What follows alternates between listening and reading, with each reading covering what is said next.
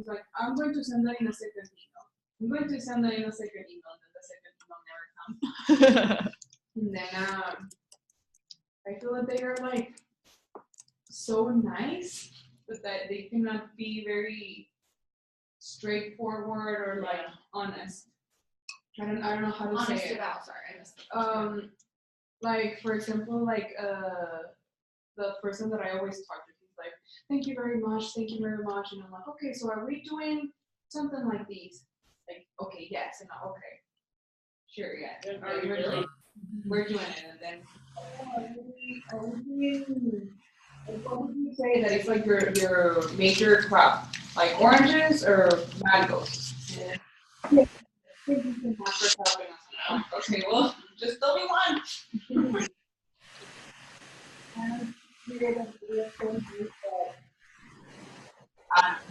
It's just hard to be straightforward and honest. Yeah. Like it happens right now. You're too good that you don't want to tell them. I feel that they don't want to tell me what to do, or they don't want to leave me. You know what I'm saying? No, I think I'm. So interesting. I feel like my organization's the exact opposite. Like really? they tell me how it is, and like if I propose something and they're not down, they're like, no. Really? No, like not for me. Like I still don't know exactly what's going to be like my role in the workshops. They said that they want a booklet, but I'm like, oh, so are you making this booklet? Am I supposed to do it? And he's like, oh, I'm going to tell you in the second email. And then he doesn't send you. Yeah. If you want, we can chat after this. We can sure. after we say after. Lauren, did you say you wanted to do your announcements before or after? Maybe I will. Cool. Dev. Yeah, he's there. You want to swap the media? Yeah.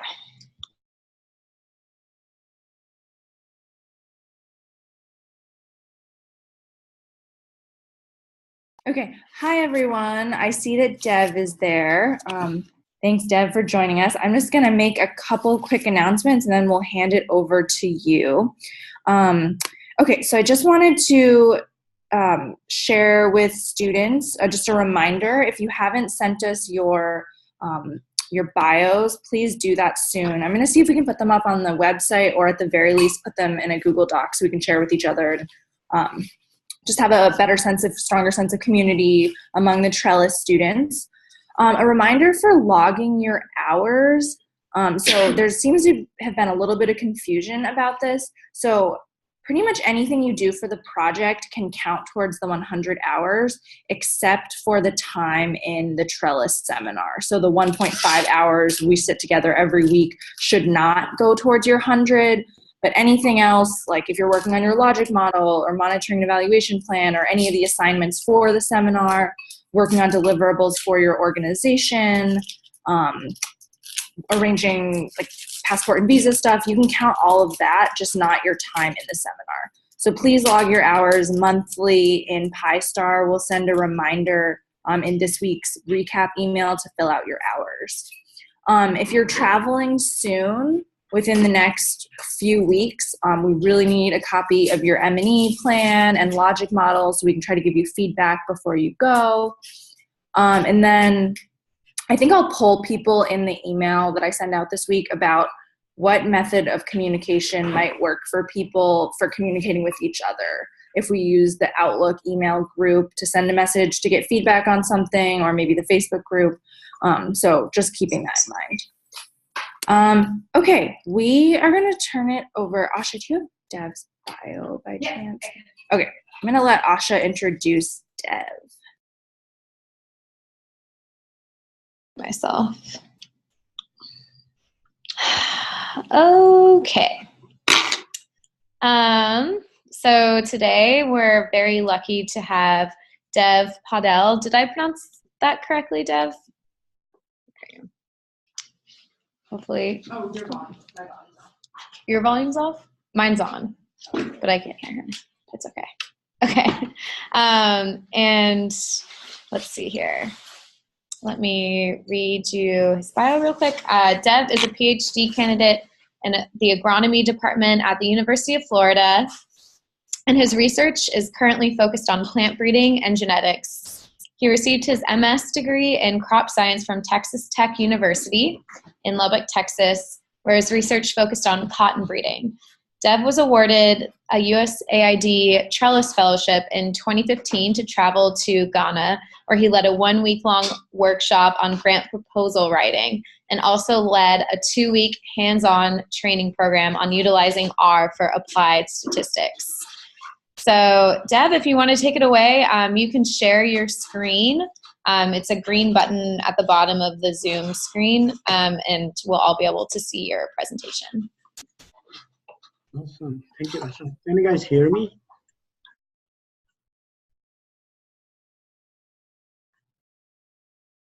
Yeah, you're a little bit low, but I can hear you.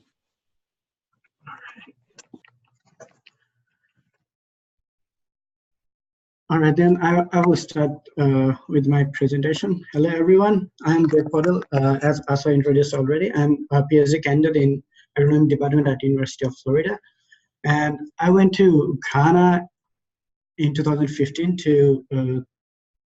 for my Trellis Fellowship. And in the program, I also did a survey and also gave a training on how to do survey. So this presentation is most of the information comes from the same presentation, and it is a little bit updated with new information as well. So the learning objectives for today's session. Can you guys see my screen? Yes, okay, perfect. So the learning objectives for today's presentation is to understand best practices for formulating survey questions and interpreting results, introduce to examples of successful surveys, and to know where to look for resources or tools that may be useful for Trellis projects. And in the presentations, if you have any questions, feel free to speak up, and I will stop to try to reply to any questions that you might have. And my presentation today is structured as follows. So first of all, I'll be giving a brief introduction of surveys and moving on to what are the requirements of a survey and how we can utilize very good sampling strategies, how to prepare questionnaires, and then I'll move ahead with some examples and some best practices. Then moving on to interviewing and how to code our survey results for data analysis. And in the end, I will give you a list of new resources that you could check to get more information on survey designs. So survey is a process of extracting information from respondents by using different techniques of interviews. It is mostly used to assess people's attitude, behavior, opinions, and beliefs, because these are the things that are not well known. So we want to ask people about these things in order to get accurate information about those. And success of a survey actually depends on how closely those people give you answers and how closely their answers depict their actual reality. So this is the one thing that is very critical in getting out from a survey. And for a survey, our individual or the respondents will be our units of analysis, and the data that we'll be analyzing will be the response that is provided by those individuals, and the tool that we'll be using will be interview. This helps us to collect standardized information and to extract relevant data for analysis.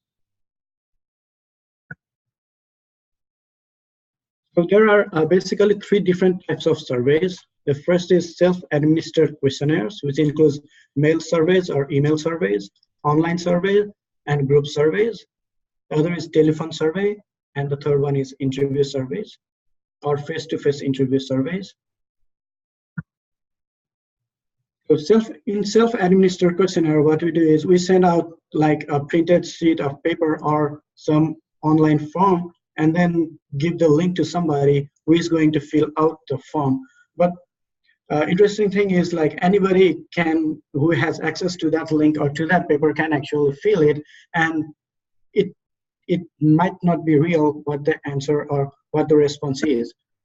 However, there are a few advantages of self-administered questions, like it is very cheap, can cover a wide area, and the anonymity of the respondent is protected. and there is no bias of the presence of the interviewer. And people also can take their own time. However, the self-administered questionnaire has also some disadvantages, like it has a very low response rate, and there is no control over interpretation or no control over who fills in the actual form. Therefore, like our results could be very biased. In order to mitigate these problems, we can actually simplify our questions and also include a cover letter so that it goes to the intended person and where we can explain what the survey is intended for. And also, if we are sending like a mailed form, then we want to include a stamped address response envelope so that people will not spend any extra money in order to set the survey response back. And if we don't get any response for some time, then we need to send a reminder. And the next one is a telephone survey. I'm sure most of you have already been bugged by different marketing calls for telephone surveys. And these telephone surveys are actually good because you can all the survey based on one sitting. You can sit and on one place, just pick up your phone and then call a lot of different people. And compared to the previous questionnaire where we administer like on a paper, we can actually clarify answers if the respondent do not understand what the question actually means. And people might be happy to talk on the phone, or they might be very unhappy to talk on the phone. And it is relatively cheaper and also quick way to get our survey done. But the disadvantage of telephone survey is that people may not be at home to pick up the phone when we call them, or their names might not be listed in the directory, so we do not know like whom to contact. Somebody else might pick up the phone. And also, like if it is a wrong time to call, then people might not give you answers to your survey. And one thing is, it is very easy for people to break the conversation. They can just, if they don't like what you are talking, they can just hang up the phone. So in order to mitigate like some potential problems with telephone surveys, what we can do is we need to make questions very short, and the words need to be very easy to pronounce. And also to minimize the number of response categories. For example, if it is like only a yes/no question, then it will be very easier for people to give a reply. But if you're asking them to give like 1, 2, 3, 4, 5, and then you are giving different categories, then people might forget those things. The third type of interview is the face-to-face interview system. So if, since most of you will be traveling abroad for a survey, so I assume that most of you will be doing a face-to-face interview. So the advantage of face-to-face interview is that it has a very high response rate, and you can also control the interview situation. And if there is some confusing questions in your survey, then you can actually clarify the questions to the respondent. However, it is not suitable because for some cases it is very slow, but if you want results right away, then you wouldn't be going with a face-to-face interview. It is also expensive because you need to spend time with the respondent instead of the respondent filling out the form by themselves.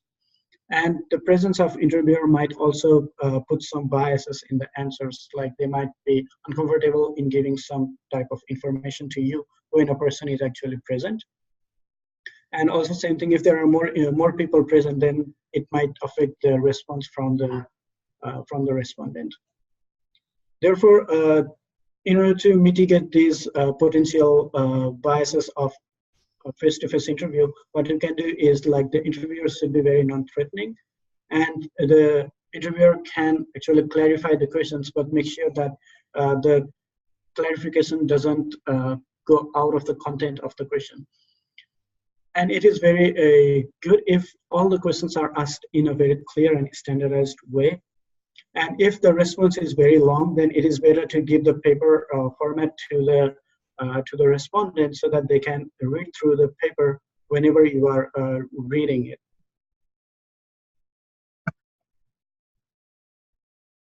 Okay, if you have any questions, just let me know. You can stop me at any time. So basically, the advantages of the survey research is that it is very useful to describe the characteristics of a large population. So based on just a small sample, you can actually infer your results for a larger population. And you can actually be very flexible and add a lot of questions on any given topic. It also has a high degree of reliability and replicability because you are using the same set of questions with all the other people, and the question is not going to change like for each person. Therefore, it is also a relatively transparent process. There are also a few shortcomings of this type of interviews in that it is inflexible. This means that once a final form is fixed, then it cannot be changed. So if you are, for example, you are surveying 300 farmers and you have finalized all your questionnaire, then after it is finalized and once it starts to get administered, then there will be, for example, few people doing the interview. So in the middle, it will be very difficult for you to change any questions. So once it has started, it will go on until it is completed. And this will be very poor for exploratory research, where, for example, if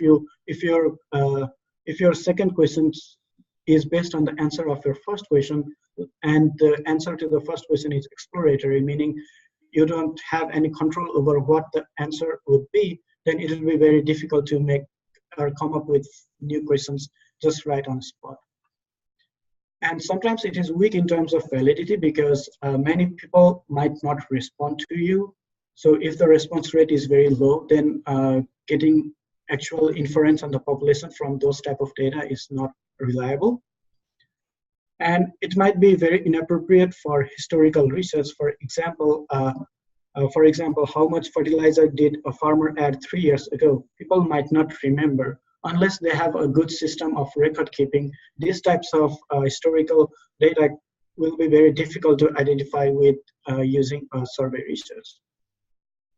And other type of situations where this might not work as anticipated would be to identify people's past attitude or behavior, because over time people tend to forget things. And also political or economic influences, people tend not to be open about them. And also some shameful or stigmatized behavior or attitude. This is more prevalent, especially in the case of a face-to-face interview. When there's like a person in front of you, you would be very hesitant to talk about those types of things. Okay, if you guys have any questions on those, I'd be happy to answer before moving forward. Actually, sorry, Dev, I actually do have a question. Yes. So I'm wondering if you can explain the difference between a semi-structured interview and an interview survey in terms of like the predetermined responses and the exploratory nature of interviews versus an interview survey.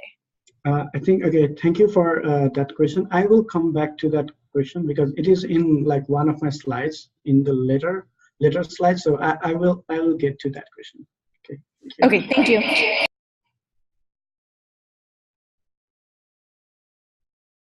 Right, perfect. So, all right, I'll move on to the requirements of survey.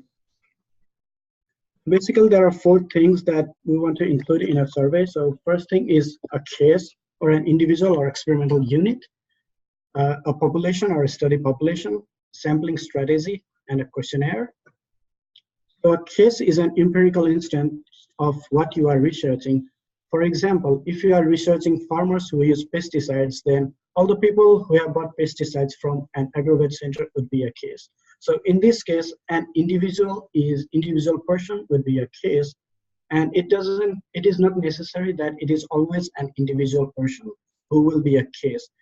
For example, if you are interested in researching fast food companies, then for those type of situations, like KFC or McDonald's, they would be perfect cases. And on the other hand, if you are interested in users of a homeless shelter on a particular night, then all those people who came to that shelter for that particular night would be a case. And by doing surveys on these cases, what we're trying to do is we're trying to infer the statistics of a whole population. So a population is a set of all theoretically relevant cases. So for example, all the people in the world who match a certain description. So just for an example, all women aged 18 to 25 would consist of a population. And to do a survey on the whole population, we usually do a census, but it is always not feasible to do a census every time for a survey. Therefore, what we do is we select some cases out of those population in order to study. And in order to select those cases, we use something called sampling.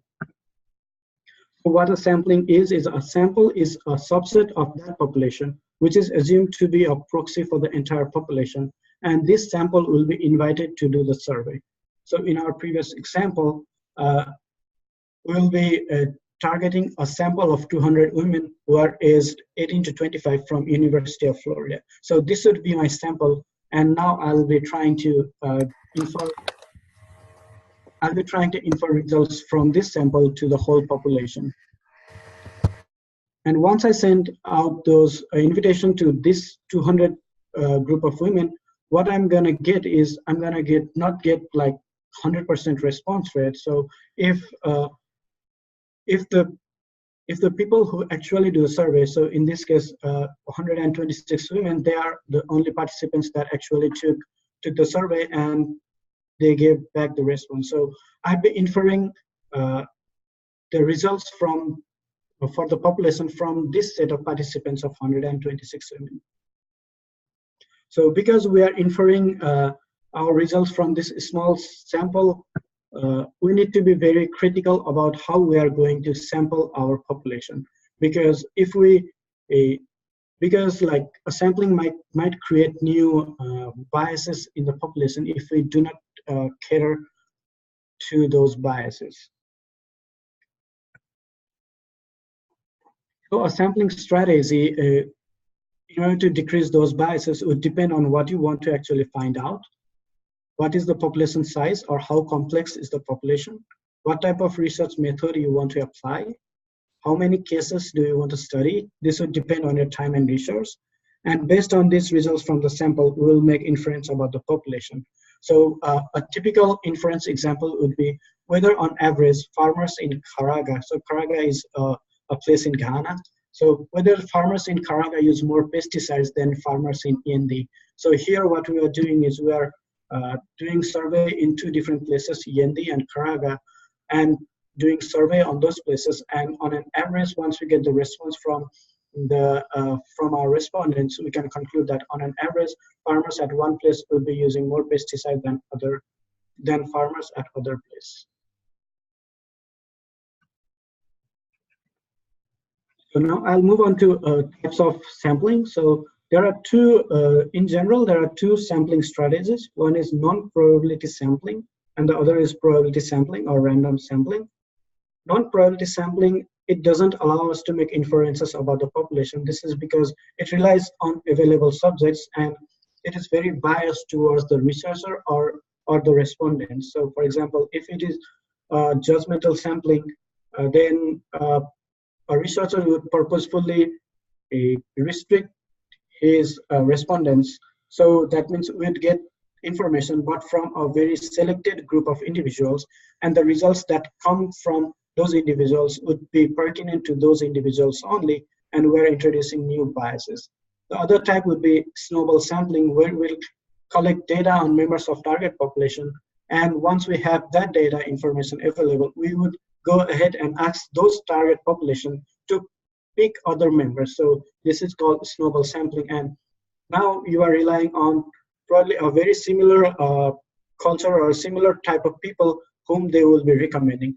And similarly with quota sampling, what you are doing is instead of doing all this randomly and selecting those respondents, what you are doing is you are first doing a survey, and then based on a quota, for example, if there are let's say 30% women of ethnic minorities, then out of your survey you are only getting out 30% of your results. So these three different types of sampling would inadvertently produce new biases on your survey results. Therefore, it is not recommended to use non-probability sampling if you are going to do a very good survey research.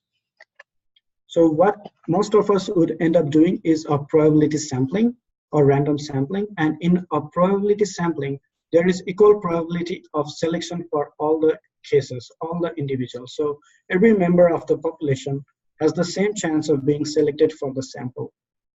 So since this is a very random process, it allows us to make inferences about the population as a whole based on the sample results. And since it is also random, it is also a representative of the whole population. So in order to do random sampling, what we first require is a sampling frame that lists every element or case in the population.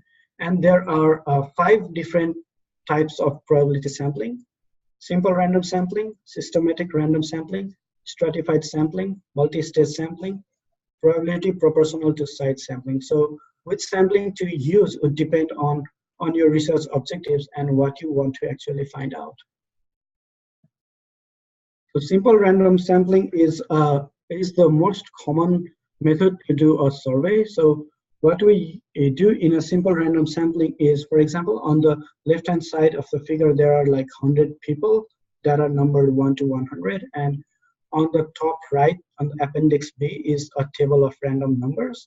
And what we do is we kind of get the random numbers. And then, for example, let's say if we want to randomly sample 10 people from that population of 100 people, we select the numbers based on the last 2 digits of the random number table. So for example, in this case, person number 30, 67, 70, they would be selected in order to be included in our sample.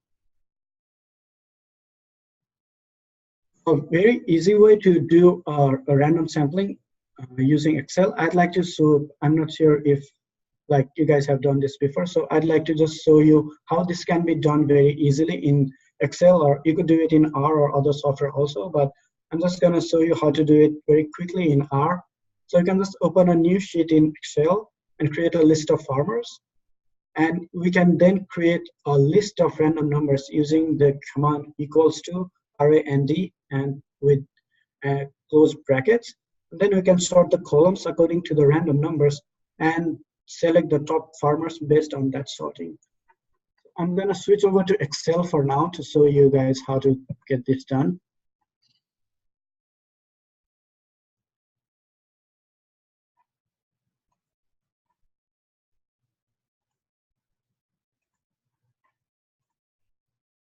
So can you guys see my Excel sheet? Yes, okay, perfect. So I'm just creating two variables on the top called name and number. So for example, I'm going to use farmer 1 to 20. So in real life situation, so this would be my 20 farmers. And let's say I want to select 5 farmers randomly from this population of 20 farmers. So what I do here is I type rand and then close, open and close the brackets. What this command does, it gives a random number every time you press enter, okay? So equals to rand and then open or close brackets. Now this is a random number. I'm going to copy this down to all of them. So now each individual number, it is a random number that is given here. So what I want to do is now I want to go to data, and then I want to sort it. So I want to sort this based on a number. Hey, Dev. Yes. Do you mind moving your Excel sheet over? Yeah, perfect. Now we can see that farmer column too. Thank you. Okay, great.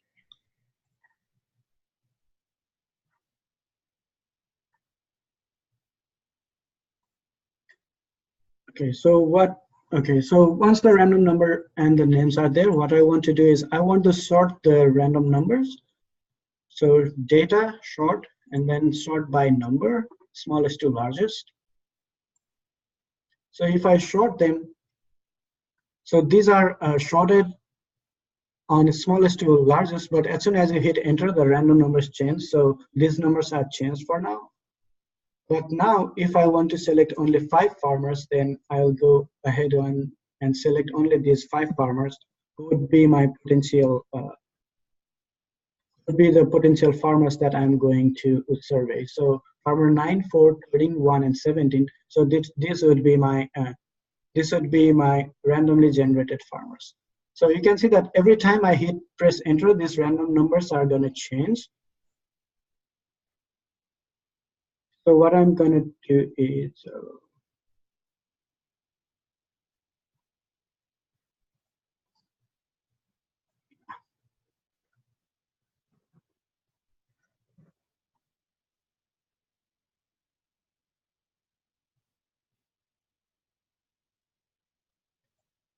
so these are all the random numbers again. So what I'm just going to do is just showing you the significance of this. So if I press only values, then what I get is, now these numbers will not change. So if I sort these based on number, so you can still see, so now these are actually converted like according to smallest to largest. And these farmers, so these would be the ones that are randomly is selected. So we can go ahead and interview farmer 1, 12, 14, 17, 5, or 16. So in that way, if you have like a population of, let's say 1,000 people, you could very easily select the top 100 or top 200 using this procedure. Okay, do you have any questions on that?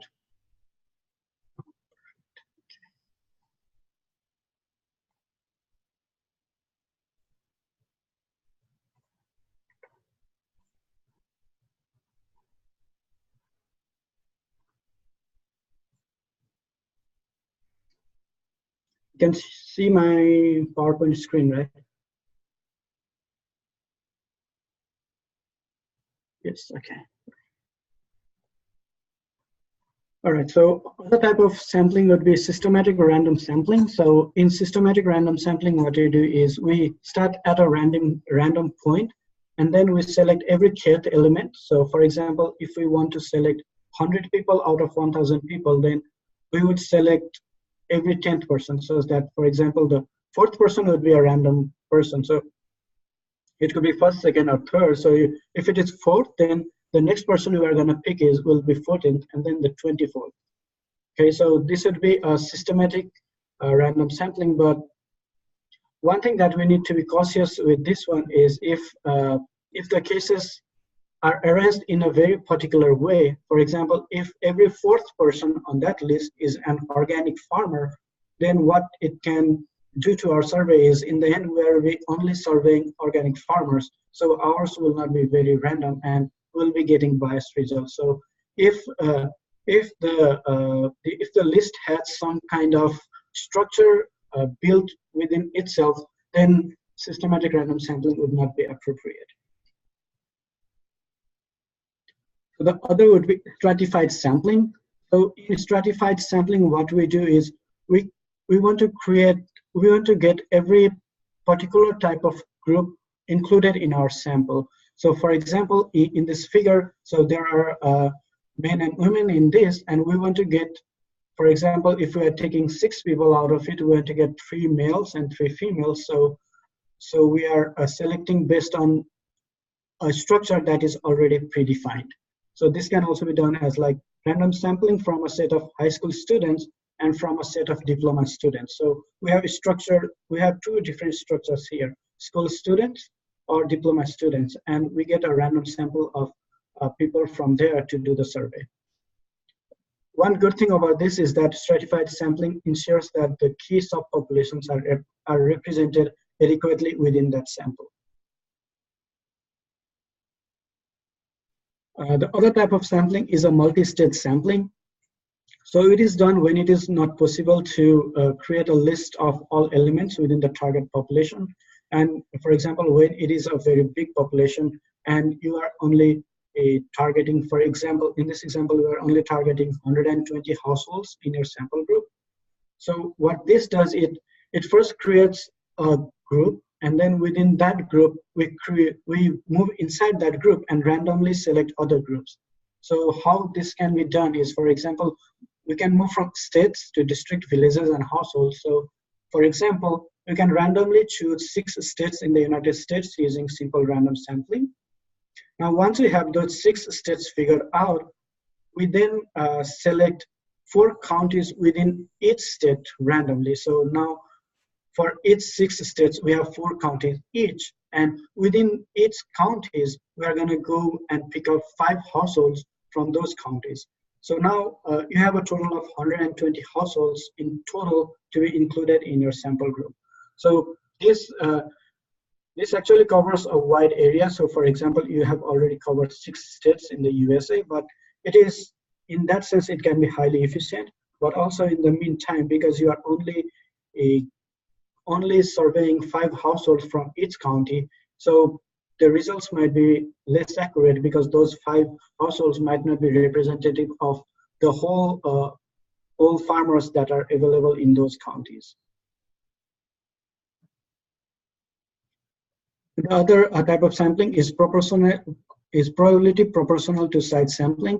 So this is basically used for large-scale surveys, and in this, the sampling units are selected based on the probability of their size. For example, if you are doing a survey in like 5 different cities, each with different population size, then the population where there is a higher population size would get proportionally more number of samples included from that population compared to a city where you have a low number of population.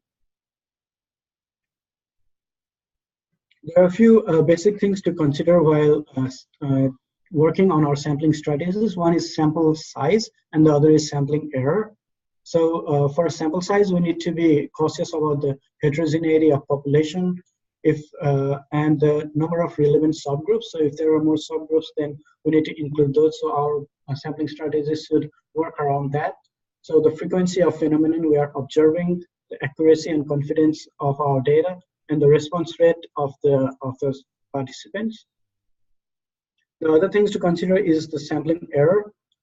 So there are a few ways that sampling error can be introduced in our surveys. So for example, sampling bias, if we use non-probability sampling, or if we use very low coverage data, or use volunteer sampling, meaning we pick the respondents instead of those respondents being random, then we are creating sampling bias.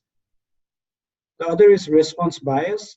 For example, if the questions are poorly worded, or the order of questions is not very good, or if the response requires the approval of the interviewer, then we might get very like incorrect responses. I'll be showing some of the examples in future slides for typical type of questions as well.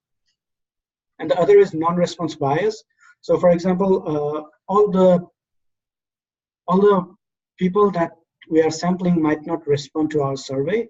So this will end up as being missing data, and we do not get like all the data that we wanted. So if we are doing a survey and for a survey, if the response rate is like more than, if the response rate is more than 80%, then that is good. But if the response rate is more than 20% of the population do not respond, then the results of those type of sample could be questionable. And the final thing for the requirements of survey that I want to talk about is about institutional review board. So since we will be doing a survey on human beings, meaning we're asking questions to human beings, there are many ethical concerns regarding surveys that are being done.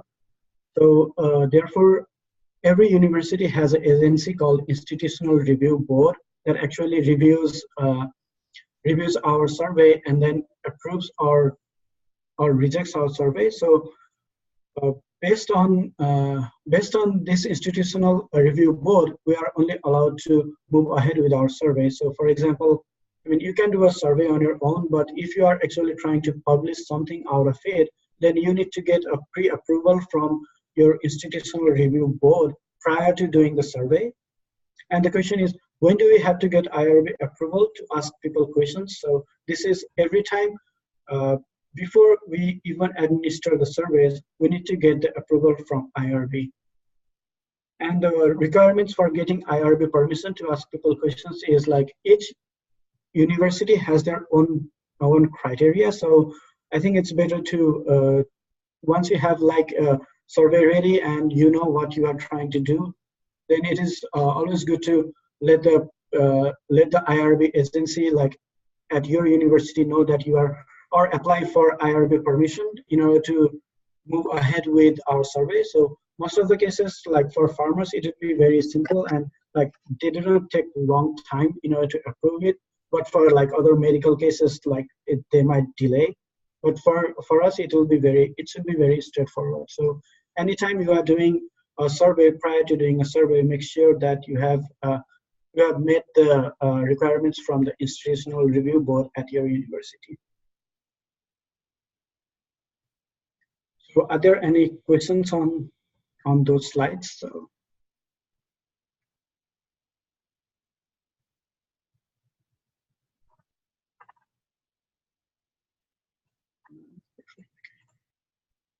I have a quick question. Yes. So I was just wondering, will we usually have enough data to do a probability random survey, or will most of the time will it be a non-probability survey? Because I don't know, like, are we generally getting the names of farmers from the organization, and in that case, would it be a non-probability survey, or is there a way to do it where it still could be a random sample? So that would depend on how you would define your population. So for example, if you are only trying to infer, like for example, if a particular, let's say an NGO that you are working on, it has 300 farmers like within its premises that are members of that organization, then what we want to do is we want to do like a simple random sampling of, let's say, 100 farmers within those 300 people. So what we are trying in this case would be, we'll be doing a random sampling of those farmers, but what we are inferring would be only relevant to that NGO and not to like farmers in general. So like that would be the thing to discuss like in our results and discussion section. It's a good question.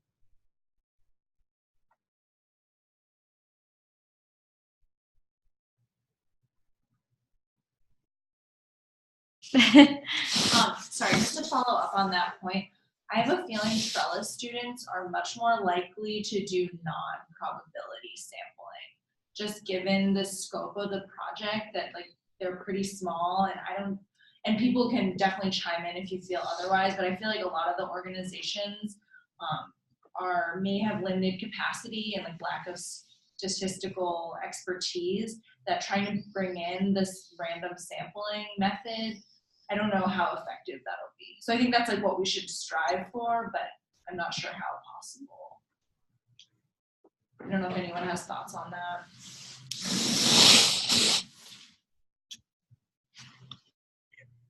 I think one of the things that can be kind of easily done is like wherever we go, there is at least like a governmental agency that kind of keeps records of all the farmers. Then if we can collaborate with those people in like governmental agencies just for that survey purpose, it might work out well. Like if that is the goal.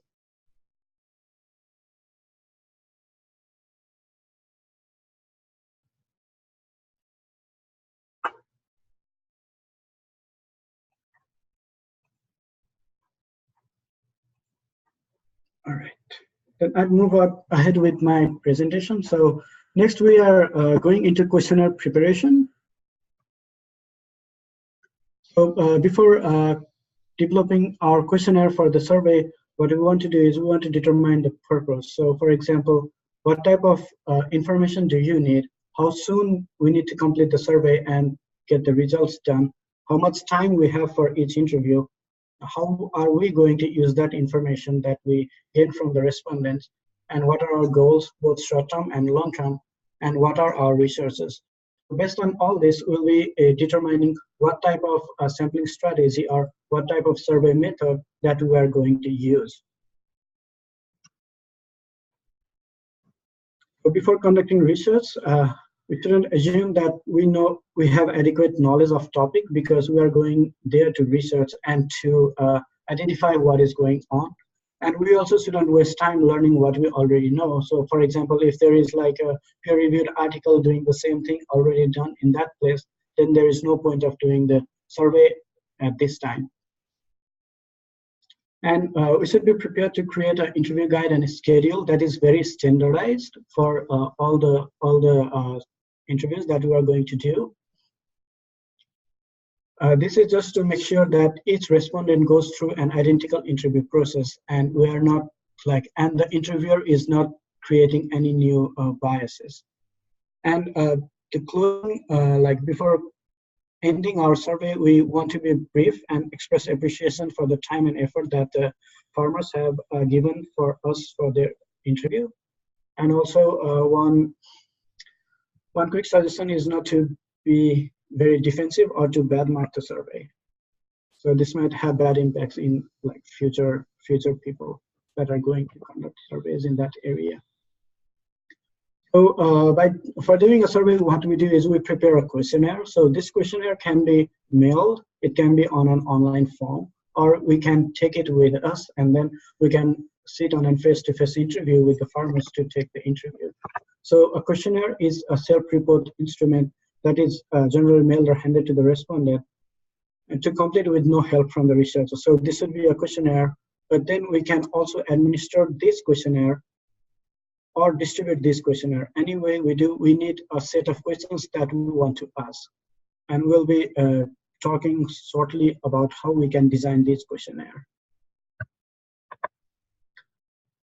So for question development, what we want to do is we want to prepare a question such that we are thinking about what type of answers that the farmers might give us. And then we put those options in our questions. And we build extra questions for regions, knowledge level, and qualifiers for the farmers. And the question sequences, they should complement question strategies. For example, if you are asking with name, address, like demographic information, and then you don't want to mix those up with the actual question about, for example, organic farming, you don't want to mix those demographics and farming, intermix them each other, but they should come in a very orderly manner. And before administering the questionnaires, we should always test the validity and reliability of the questionnaire. And this is a very, very important step whenever you are doing a survey research. It is to use a pilot study on 5 to 10 farmers. So basically what you do is you select 5 or 10 farmers from that group, and then you go ahead with your set of questionnaire, and then you ask those questions to the farmers. You receive all the response and make sure you write all the responses. And what this does, it allows us to revise the questionnaire if needed. For example, if the farmers are getting confused at a particular question, then we can reword those questions in our final survey. And in the final survey, we should exclude these 5 to 10 farmers that we have already included in the pilot study. And one additional benefit of a pilot study is that it allows us to create closed questions from the response for an open question. For example, if you are asking about some type of open question that doesn't have a fixed answer beforehand. So for example, what do you mostly grow for, what is the major crop that you grow? Then usually it will be open, it could be wheat, rice, barley, and a lot of things. But if you pre-survey 5 to 10 farmers, then you kind of pinpoint what are the most common things that all the farmers grow. So instead of having question of what is your major crops, you can actually tell, okay, so you can actually ask them to list the major crops. So you already have barley, wheat, rice listed in there, and the farmers can just tick the ones whichever according to their own field. So this kind of helps a lot in data analysis. This type of closed questions can very easily be coded and then interpreted later for our results.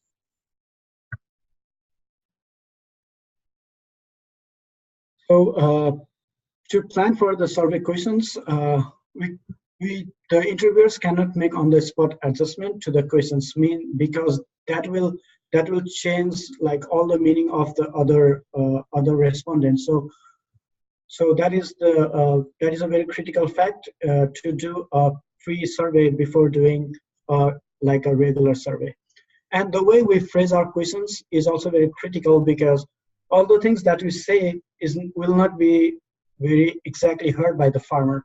That is why we want to keep very simple questions and keep simple answers that are very straightforward. So every word in every question might influence the results. So therefore, we should raise our questions so that all the members of that target population can understand. So most of the farmers, they might not be aware about high-tech machinery. So we want to avoid those types of words in our questions. And also be very cautious about using negatively phrased questions. So all the questions should be very focused, brief, and very simple. Okay, the question should focus just to only one topic, which is relevant to the information that is needed. It should be very brief, but it should still give the meaning. It should still be able to convey the meaning, and it should be very simple, and avoid using any jargons if you can. So the wording shouldn't be very ambiguous, misleading, or biased, and avoid all double-barrel questions. So for example, are you satisfied with traffic flow and parking availability in your community? So if this is a question that you ask, then the person doesn't know which one he or she should be addressing to. For example, are you satisfied with traffic flow? So that will be a separate question. And another question would be, are you satisfied with parking availability? Okay, so we should split up these types of sentences if they are in the questionnaire. So every time if you see "and" that is in a question, then try to go in there and check if it is a double-barrel question. So if it is, try to split it into two. And use simple sentences where possible, and use complex sentences only if it is necessary. So the level of wording or our vocabulary should be appropriate for the respondents. And we should always provide the unit of measurement. And the final thing is, if the respondents do not speak another language, then there should be options for translation. So this might be very important for Trellis, for people going on Trellis fellowship, because most of the time the farmers that we interview might not speak English. So in that case, like what we could actually do is we can find people who will be able to translate our questions for them. So once they translate it into their local language, what we want to do is we want to give that local language to another person who can actually translate that back to English, and compare that question with our version of English question. So if both of them are same, then that's good. But if there are some discrepancies between those two English versions, then we need to go back and figure out the correct way to translate things so that the meaning would be the same. And here are a few examples of the type of words that can be used instead of using some complex words. For example, use work instead of employment, use tired instead of exhausted, about instead of regarding. So people who live here, instead of what are the occupants of this household, it would sound very easier on a formal talk when you just ask people who live here. For example, other thing is like, instead of your response to this questionnaire, you could just tell them your answers. So this would be very simple to understand, yet the meaning of the words is still there. So try to avoid the complex words as much as possible. And for the organization of questionnaire, appearance and layout is very important, because if you see it very cluttered, then people might not be very responsive. And always have one question per line in a consistent format. And the length or number of questions is also a major factor. And in general, if a questionnaire is very long, then there is a very poor return rate for longer questionnaires. So in order to shorten our questions, we can apply something called KISS program, or keep it short and simple. So for example, we can categorize the questions into 3 groups. So there's must know, useful to know, and nice to know. So once we have all our questions categorized on those things, then if the questionnaire seems too long, then we can remove the questions that are just nice to know questions, because they are nice to know, but they are not necessarily very critical for you for completing the survey and getting meaningful information out of that.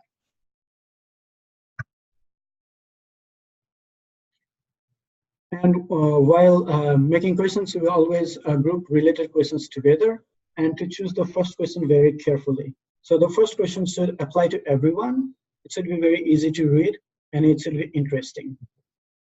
Okay? And we want to place sensitive questions near the end. So this allows the respondent to become very comfortable with the person who is interviewing them. So in the end, they would easily share those type of sensitive information instead of being those sensitive information being asked whenever you are starting a survey. And always ask about sequential events in the order that they occurred so that it is very easier for the respondents to remember and then reply. So here are, I'm showing some examples of how formatting can affect our results. So the top and bottom both are the same things, but it is just the formatting is a little bit different. On the top one, it is all cluttered. And instead of making like circles on the top one to get your answers, on the bottom part, it is instead it is like a table and you can easily see what you want to respond to. So whenever you get like a questionnaire like this, people would be more happy to respond to a question that is formatted as the bottom of that slide there. And the other thing is like so when printing the questionnaire, so if we need to read across the line, it will be quite difficult. So instead of listing it like across the line, what we can do is we can list those things down. So here also the top and bottom, essentially they are the same question, but they are just listed differently. The formatting is different, but it is visually aesthetic to see the bottom question than the top one. These are tiny, small details, but this will help us in getting better responses from the respondents. And whenever we are choosing questions, we want to choose appropriate question format. So there are 2 types of questions, basically open-ended and closed-ended questions. So a closed-ended question would be a survey question in which the respondent can select from a predetermined answer among that list. For example, do you like the new crop insurance policy? We already have answers there, yes or no. On the other hand, open-ended questions would be questions for which the respondent is asked to provide his or her own answers. So for example, how do you feel about the new crop insurance policy? So if it is like an open-ended question, then the answer can go anywhere. The response from one respondent would be different from the other person. So it will be very difficult in the end if we are trying to analyze data and then publish these type of results, then it will be difficult for us to code them. But if these are close-ended questions, then it becomes very easy because all the variables will be pre-coded and our response will also be pre-coded. So this is why it becomes very important for us to do a pilot survey with 5 to 10 farmers so that we can convert as many open-ended questions into closed-ended questions as much as possible.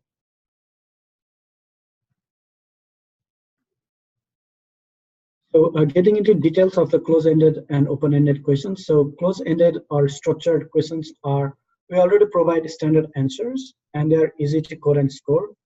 And this facilitated answering sensitive questions because instead of the participant thinking about what to write, they can just make a cross on the response that is already there.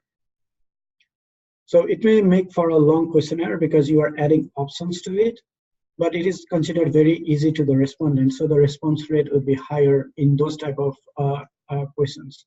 On the other hand, the open-ended question, the respondent may answer as they choose.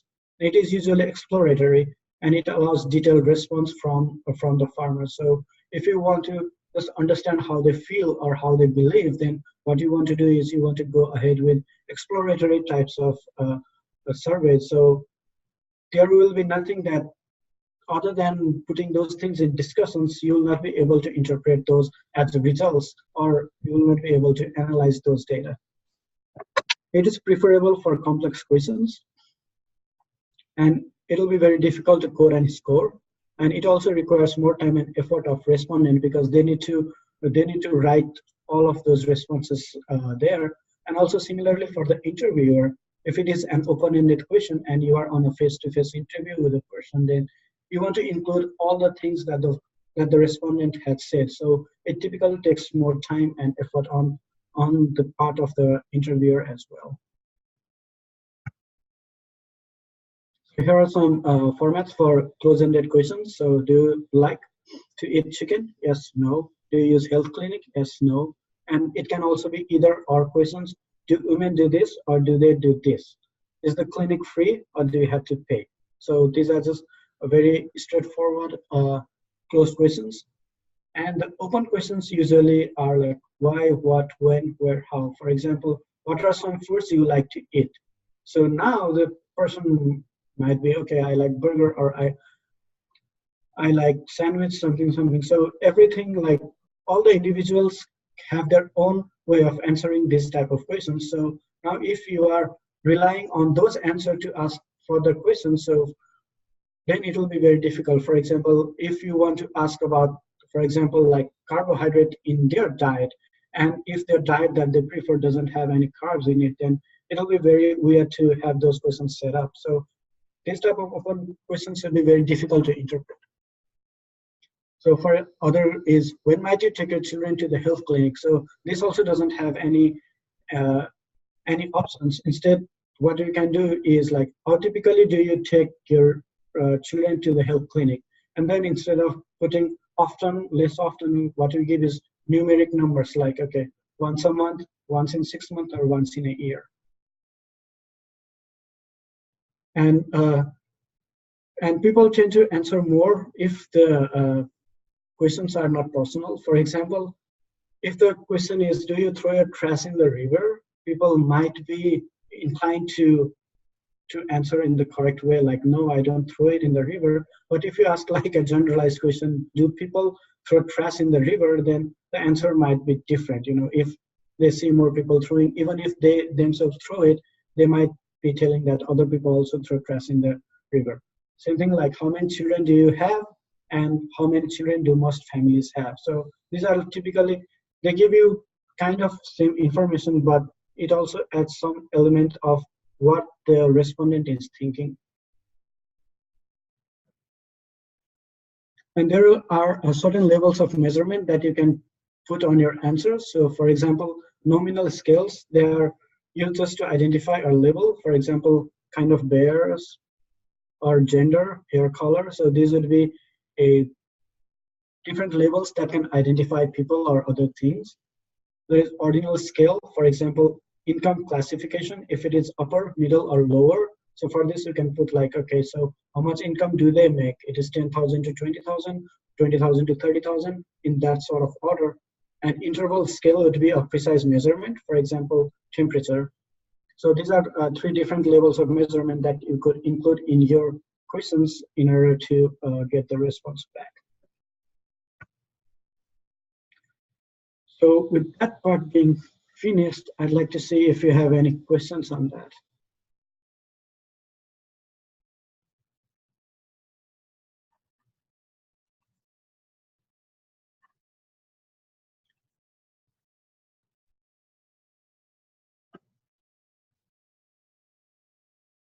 All right. If not, then I would like to move ahead with examples.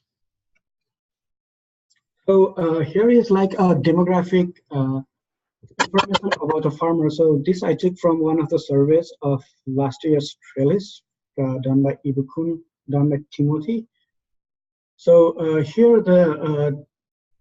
The interviewer is asking about age, gender, household size, marital status, education level, years of farming, etc. So these types of information are what we call demographic information, and we want to gather this type of information in order to categorize the responses according to, let's say, household size. So to see if household size has had some significant effect on some type of response, or if education level has some type of impact on their occupation. So typically what we want to do is we want to save these demographic questions in the end of the survey. So make sure that you are not asking like demographic questions as the first thing in your survey. This is because if you put it in the end and you have talked about all the other relevant aspects of your questionnaire, then it ensures that the respondents will not feel that they are losing any anonymity when answering the rest of the questions. For example, if you, in the first end, if you ask age, education, income, marital status, etc., in the first few questions of your interview, then what the respondent might think is, okay, all right, based on all this information, this person can actually know who I am. So if you do not ask, if you put those type of questions to the end of the survey, then it is very easier for the respondent to give answers anonymously. And always choose the most important questions for your survey to be asked at the beginning of the survey. So some examples of questions. So did you happen to vote in the last election? Yes, no, or don't know. So this is just a typical yes/no question. And there could also be some contingency questions. So this means that a question is only intended for some respondents depending on their response to another question. So in this case, so have you ever smoked marijuana? Yes or no? If yes, then okay, we go there and ask, okay, how many times did you smoke marijuana? So we could also include this type of questionnaire into our survey.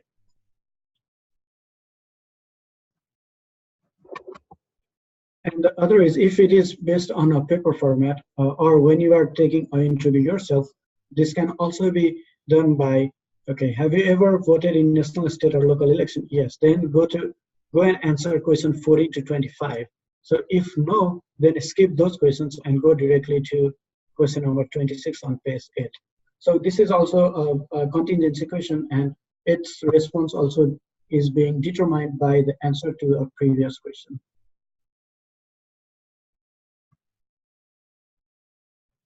Other is type of question is a matrix question, where we can put different levels of factors on one axis and the questions on other axis. So for example, here it is coding strongly agree as A, agree, disagree, strongly disagree, and undecided on the top, and on the x-axis is the question. So what this country needs is more law and order. So do you agree or not? So the respondent can tick according to what their response is. But my suggestion would be not to keep the abbreviated codes like in the questionnaire. So instead of having SA, type strongly agree so that the person will not get confused.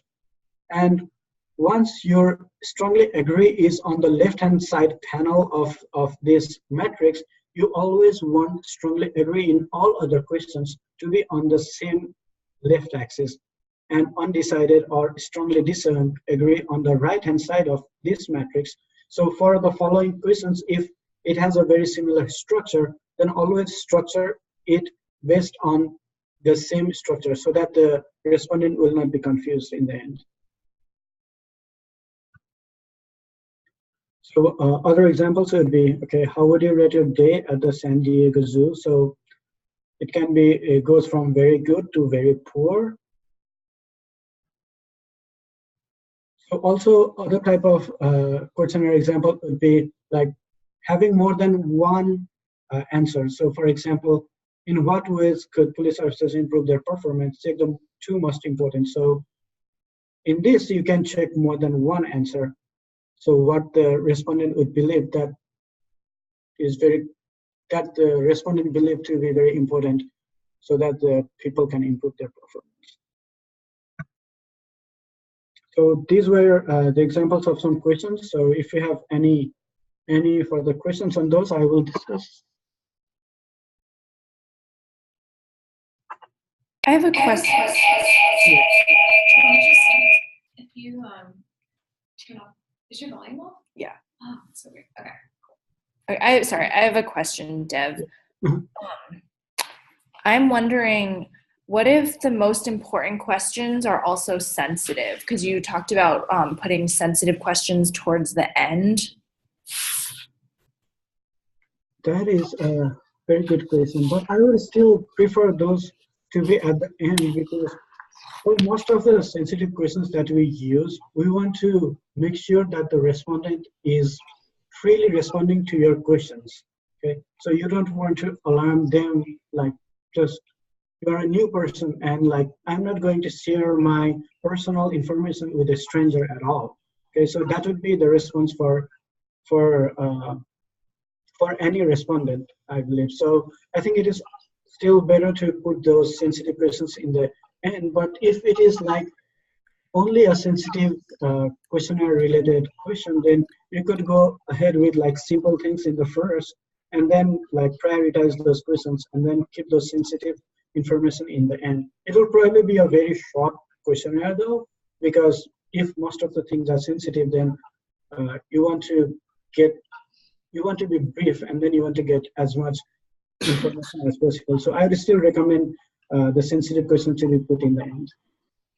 Thanks. And to go back to my question about the difference between interviews and an interview survey, it seems like Trellis students could maybe do interviews, like the pilot of the survey first, which are kind of like interviews to inform the actual survey they'll distribute, or they could use a semi-structured interview after the survey is distributed to follow up with respondents to have them elaborate on their answers. Does that sound right? Yeah, that would work. I think the best one would be the first option that you provided. So whenever they go, if they can at least do like a pilot survey, and then make sure like all those like you have converted all those open-ended questions to close-ended, and that means you would be introducing very little error in the follow-up response, and then like the people who are there, they can then go ahead to do the survey with more number of farmers in that case. Yeah, I think that would be a good way to approach this. Okay, thank you.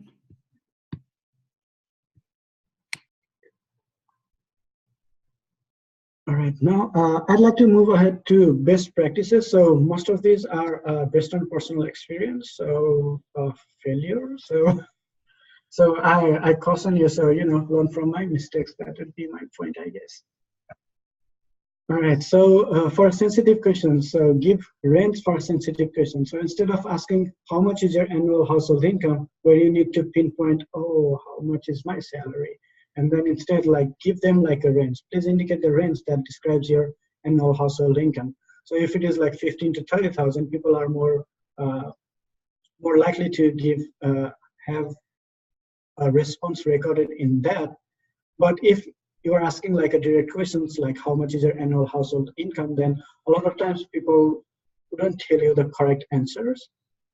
So there was a research done that kind of did this, and then they checked like the W-2 forms of those people and found that like the people earning like less income would typically increase the amount of annual income that they respond in a response compared to people who earn more. So if we typically ask like a direct question, so there is a high probability that we might not get a correct answer. So avoid ambiguous questions, and meaning being specific and straightforward. So for example, instead of how many people live in your household, we can ask, including yourself, how many people live in your household. So that does make a difference, because a person might not count himself when counting how many people live in your household. Like he or she might think that how many other people live in my household, and then give like an incorrect answer. And avoid multi-purpose questions or double-barrel questions. So in the past semester, have you visited any of the counseling and tutoring centers? So in this question, the respondent doesn't know like which question to answer yes or no. They might have visited counseling center and not the tutoring center and vice versa. Instead, we can split this into two questions, like in the past semester, have you visited any of the counseling centers?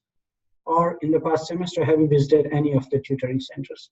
This will make the questionnaire a little bit longer, but it will give you exact information. And the next thing is to pre-code variables. So if we pre-code everything, it will be very in the before administering the survey. So this will be for the person who is actually planning the survey or who wants to analyze the data that you get after the survey. So you pre-code all the variables, like high school or less, you put it as HS or less than, and high school graduate HS, some college SC. So if you pre-code these variables in that format, then in the end, once you input all the data in Excel sheet or whatever database program that you are using, it will be easier to analyze your data. And not just variables, you got to pre-code all your data too. For example, I'm showing you only 3 different types of pre-coded data. So strongly, the first one on the left goes from strongly disagree to strongly agree with a range of numbers from 1 to 7. So if you had this type of questions listed as one of your questions, then all the other questions which have the same format should always follow the same code. Like strongly disagree should always be number 1, and strongly agree should always be number 7 in that data sheet. And other type of response could be not convenient at all to highly convenient. So this is also from 1 to 7. And the other would be excellent to very poor, ranging from 5 to 1. So you can do it from 1 to 5 or 5 to 1, but it has to be consistent for all the questions that you are doing.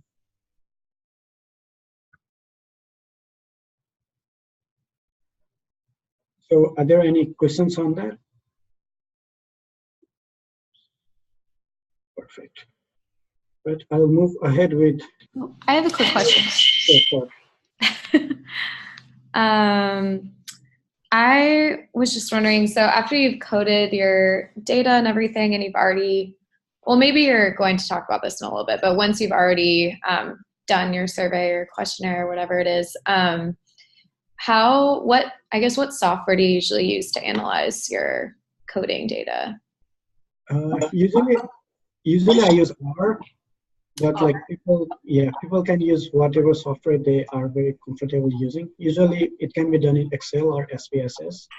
Okay, gotcha. Are there online tools available that kind of walk you through how to do that or anything like that? I haven't actually looked at online tools specifically, so sorry I can't comment on that, but there should be plenty, given you can Google a lot of things these days. Mm-hmm. Yeah, there should be something out there. Okay, thank you. Yeah, I might be running a little short in time, so I will try to make this quick. So moving on to interviewing.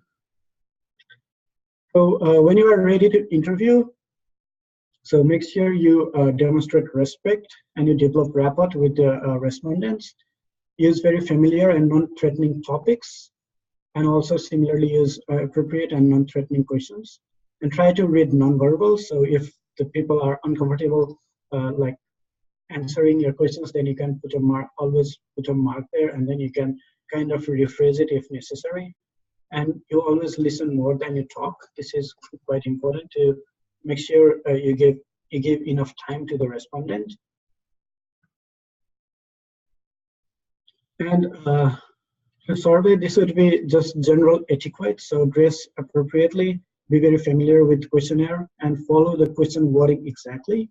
And also record the responses exactly. And you have to probe when necessary. This is when you feel like the respondent is not giving you accurate information. You can kind of ask a similar question, but in a different way, in order to get get the same question. Or you could also say, hey, like last time in this question you said that you said this information, but now you are giving me a different information. And also the pre-etiquette, this I cannot force enough to do a pre-testing, because if there is no pre-testing done, then it will invite a disaster. And like in the pre-test, leave nothing on questions, so that you can anticipate different types of people responding to your response. So make sure every single question on your pre-test survey is being interviewed, is being questioned. And for initiating an interview, so instead of starting with a demographic questions, you could easily ask, okay, how long have you been a customer at this farmers market? And then you can have those responses recorded like as less than 1 year or 20 years or more. And in what area of Tamale do you live, on a scale of 1 to 5, where 1 is very good or 5 is very poor? Now, how would you rate your satisfaction with the farmers market as a vegetable provider? So these types of questions, so you can go ahead and ask them. And these are just basic etiquettes, I should say, for our interview. Be very clear and gentle, and always be sensitive. Give enough time for the respondent to respond. Be very open, and also know what you want to find out. So if it is like an open-ended question, then probe to make sure the respondent is giving the answer to what you actually want to know. And also be very critical. If you figure out that they are not giving correct information, then try to probe them. And remember what they mentioned earlier. You can always interpret things in order to clarify the questions, and be very balanced. Instead of talking too much or talking too little, just make sure you are talking in a balanced way with the respondent, and ethnically sensitive. This is because you are because you are going to a different place, so the culture might be different. So you should be ethnically sensitive, as well as you should be ethically sensitive. And in order to find out like things that are ethical here might not be ethical there. So people might think things that are good here might not be very normal there. So be aware about those types of things. Hello. Dave, I have a question to you. Yeah, do you have any experience about if you want to record the interview and how they respond, is positively or negatively? Because my project going on also Ghana. Oh, it's Ghana. Which place? Yeah, it's University Cape Coast. Okay, nice. So for my survey, I didn't do a recorded interview, but I think people would be like, if you have to explain them beforehand that you are going to record it, so people would be I think many people are willing to be recorded. Yeah, because I have experience about this interview, because I did prepared a questionnaire and submit to IRB in US. Mm-hmm. And they approved it, and I went in my country and did that. But I included that things I'll record, and before the approval. But when I asked, if you don't mind, I'll record it again, and they told me I don't like to record my response like this. But I don't know what they will do in Ghana. Yeah, if they tell that they don't want to, then make sure you don't record them. Yeah, because in Ghana, I have not a lot of things on survey things. I'll give the training about the drip irrigation system, Okay. that thing. Nice. Yeah. Thank you. Yeah, people are very friendly in Ghana, so I hope they will be open to being recorded. Yeah, thank you. So I'm going to the last topic, coding for data analysis. So for coding and tabulation, we begin the final phase of the survey project by coding all the answers that were not coded. So for example, for the open-ended questions, they wouldn't be coded at first. So we want to code them in order to be able to analyze them and record all the answers to open-ended questions with great care. So for example, So this is kind of a typical open-ended question. So this is describing a farm that is 5-acre site, slope towards sea on south side of the island. So we can then categorize this as agroclimatic aspect and then put those things under that. So use of contour plowing or ridging, so that would be hand management techniques. So wide range of annual and tree crops, so that would mean mixed cropping.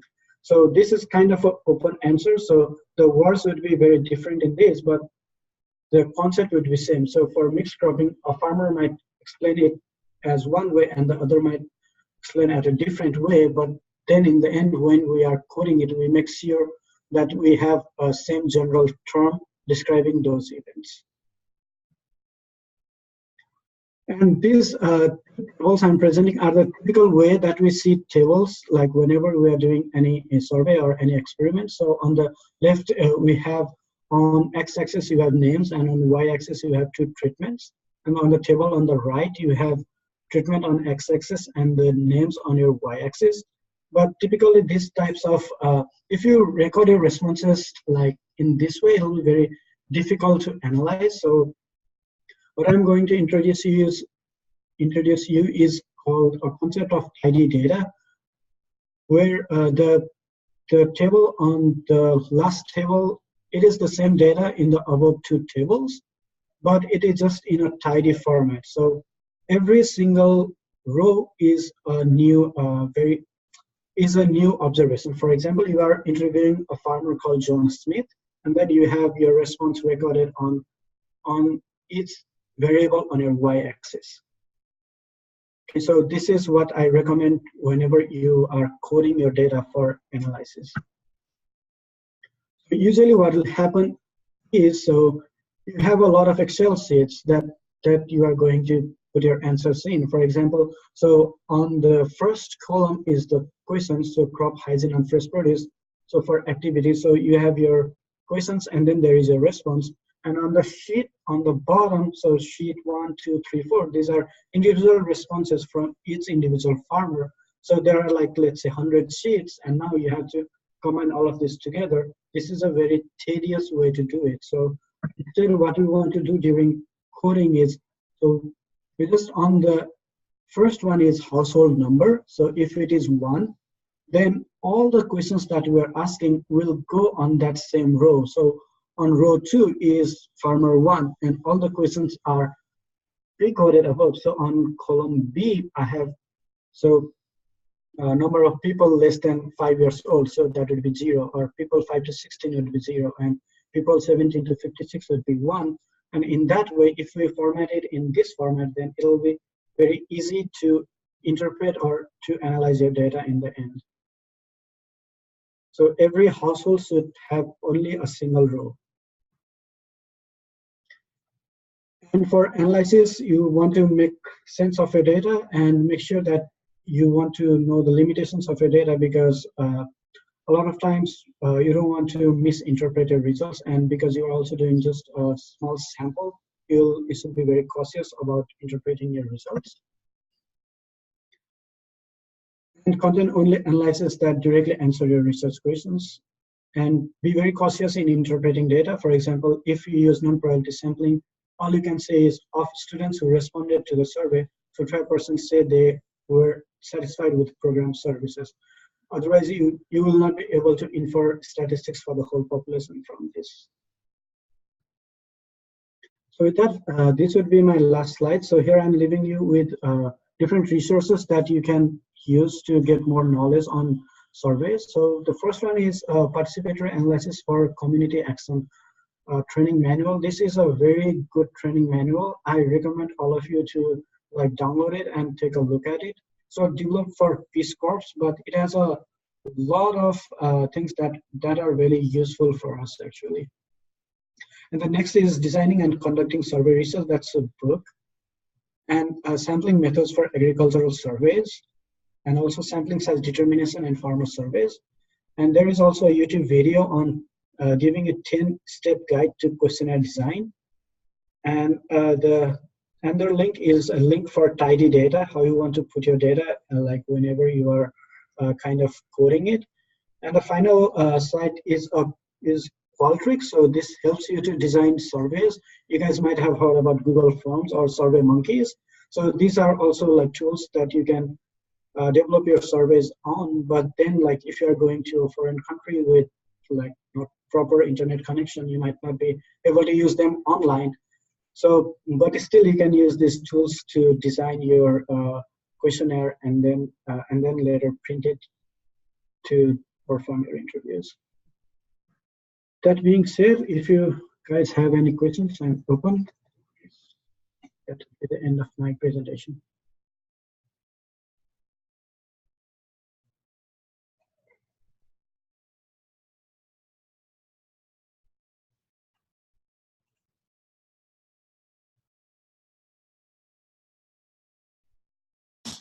Hey Deb, I kind of had a more general question. When you're doing like random sampling, and obviously you can't pick 1,000 people to sample from, how do you decide the proper sample size? I know you had mentioned it, that you should take that into consideration, but is there like a formula? Is there like 10% is sort of just like the typical range that is done?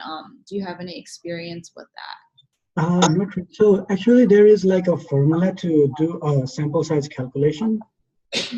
Okay. So it should be in one of these resources, probably in the sample size determination in farmer surveys. I'm going to send my presentation to you guys so you can take a look at the link there. So there is an actual formula based on what, like for example, for 95% confidence interval, what will be the actual number of farmers you want to survey. Okay, that sounds great. Okay.